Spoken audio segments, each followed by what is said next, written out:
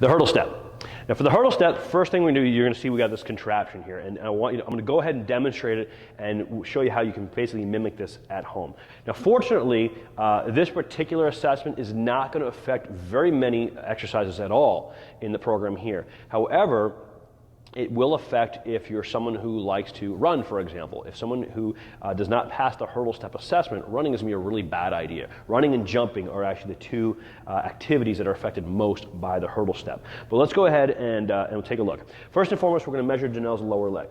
Okay? And I've got the fancy pole with the numbers on it. You could use a broomstick. We're going right to the bottom of the knee. We know that Janelle is right there, a 17. And what we're going to do is we're going to set up a line that's going to be in line with that. Again, you just want to set a line up that's going to be right below essentially the knee, right at that knee point. We're going to give her the pole. This is strictly to help her kind of with balance. It's also something that we're going to be able to look at to see if it's tilting side to side in terms of her balance. She's going to step right up to the board, so she's real close to the board. And again, this line is going to be essentially right where that knee bends. All right? What we're looking for is clearly, can Janelle get over the line without going around? She had to go through the goalpost and not knock the thing over. Okay, so the grading of this simply is going to be 1, 2, or 3. 1 is, can she get through the goalposts? It could be sloppy, it could be off balance, but she can do the motion.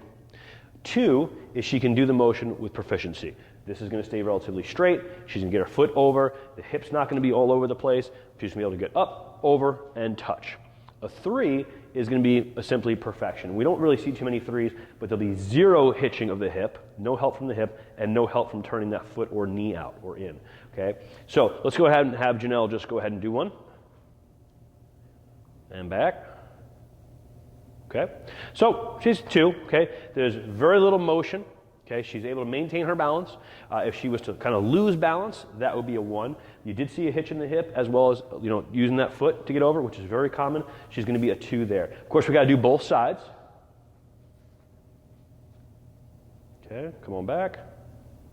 Okay, 2. All right, so it's not perfect, but it's very proficient. You want to make sure, obviously, you measure both sides, and like all of our assessments that have 2 sides, if there's an asymmetry, or meaning one score is different than the other, we're going to score with the lower of the 2 scores. In this case, Janelle is a 2-2. She's clear for any exercises that are related to the hurdle step.